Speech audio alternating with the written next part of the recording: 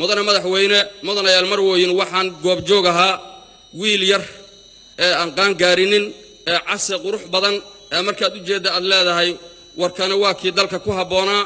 ayaa soo istaago ilimeynay waxa uu yimiday taliskii iyo saraakiishii halkan joogtay iyo guddigii waxaan doonayaa hawr aniga inaan isqoro oo dalkayga dadkayga aan difaacan doonayaa diintayda wanaagsan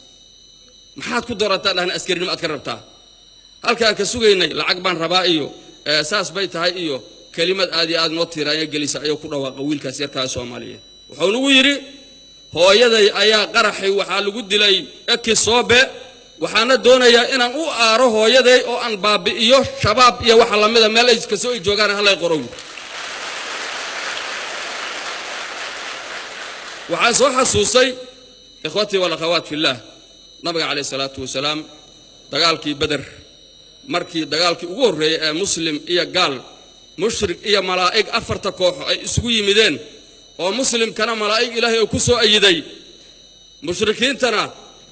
ibliis iyo kooxu hogaaminaya ay gacan siinayeen ay soo ayidayeen nabigu wuxuu yiri colka ciidanka halay tiriyo فرد رسول الله من استصغر عنه غير او اركو انه يرو غعنتا كقبته اسك علي نبي عليه الصلاه والسلام لكن ويلير ايا سدرن اويي وادي ادو قيليي